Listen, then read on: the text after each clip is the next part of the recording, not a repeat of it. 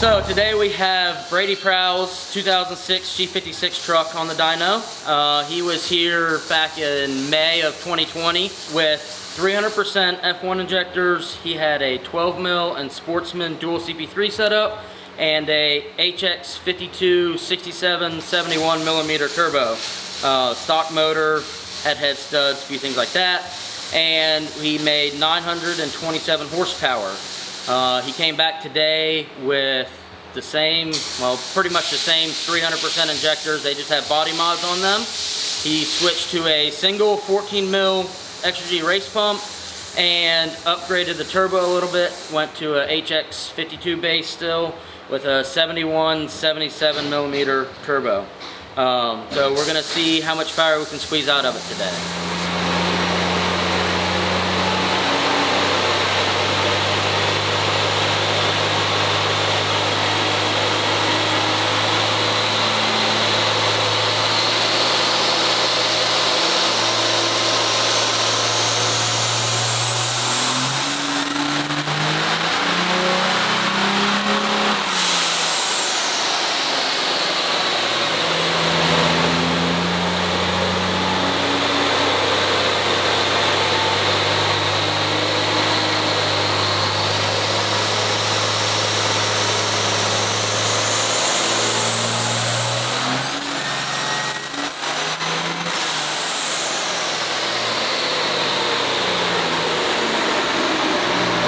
Alright, so we are finished with Brady's truck. After all of the upgrades that he did with his truck, we ended up gaining 129 horsepower over his old setup, ending the day at 1,056 horsepower and 1,533 foot-pounds of torque. He was really hoping for 1,100 on fuel, but we couldn't quite get there. But it is what it is. And we couldn't end the day without playing a little bit with nitrous. So we sprayed it, and he has a small kit on the truck, and we got 1,164 horsepower out of it. So a little over 100 horsepower with the small kit of nitrous that he has. Should make for a fun street truck. And then also after that, he wanted to compare turbo sizes or horsepower numbers from last year's turbo, the 6171, compared to what it did on his stock motor. And we picked up 20 horsepower. It went from 927 horsepower on the stock motor to 947 horsepower on the built motor. He was making peak power at roughly 3,000 RPM on the stock motor, and on this motor with the cam in it, he made peak power roughly 3,500. So nice little comparison for data that they can have to show their customers on the differences between a cam and stock cam and that type of stuff. So I will get him off the dyno and send him on his way. Hey guys, Jerome here. Well, today we're working on a first gen. It came in for a leaking head gasket, so we are going to be replacing the head, and it also came in for a front timing cover. So we're also going to be de-oiling that, I guess, and replacing any gaskets that need replaced.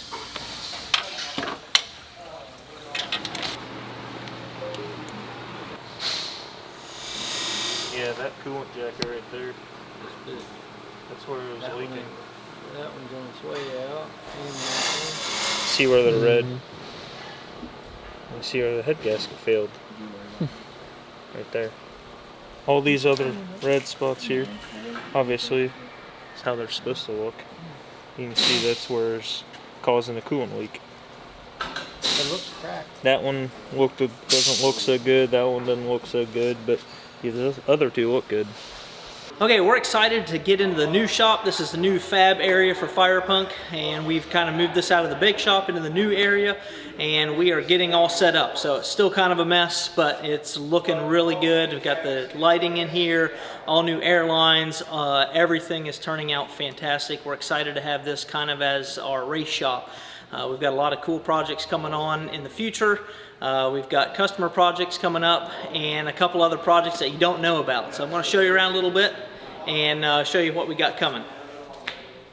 This is one project that we've teased you with a little bit on the last video. This is going to be Josh Scruggs' project. It is a rail that's getting a D&J Executioner it is hopefully going to be fast. He actually sold the Pro Street truck and is moving on into something faster. With what he's got on with his boys and family time, he doesn't have enough time to hit all the events, so he wanted something that he can put together and run at the top level. So we're going to be revamping this chassis to fit a Cummins Turbo 400 power plant. It's going to be considerably lighter than the S10. We're excited to see what we can come out with this. Look for this coming out probably mid-summer next year sometime. Something that's going to get worked on after hours, weekends, so it's not going to necessarily be out first of the year. But we're going to put time into it, and we're excited to see what we can learn about dragsters. Then we got a couple more projects. This is Cody's project called the Grimace because of the purpleness. He is going to have a little bit of fun with small tires, so I'm going to let Cody cover that at another time, but let's come on over here and see what else we got brewing. Okay, this is going to be a big one for this winter. As you can see, this is not drag radials.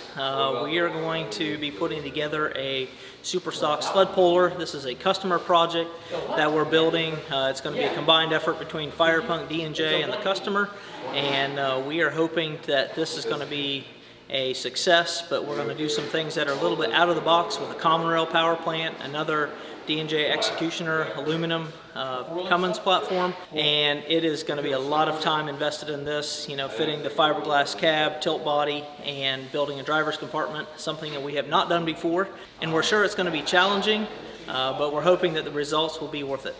Here in the shop area, we built this wall here. This is going to be kind of our dirty area, so we've got the sander and we've got the plasma table over here, trying to keep this separated, keep the dust from going over on the new buildings. I said it's still in construction. We're finishing up a couple little electrical things, organizing all the inventory. We've got a lot of shelving to put up, but we're hoping to make this a really nice, neat, organized space for the race shop. We worked really hard to try to make everything neat and organized. The electrician did a fantastic job in getting everything nice and neat. With all of the conduit is external, that way we can move welders and stuff around. If we ever need to add electricity, we can. We've got a lot of power in the place, and we also did all the air lines in-house, organized everything nice and neat, and something satisfying about having a shop that's put together the way you like it, and it's nice and organized. So hopefully this can be a showcase for future projects, and hopefully we can see one of your trucks in here someday.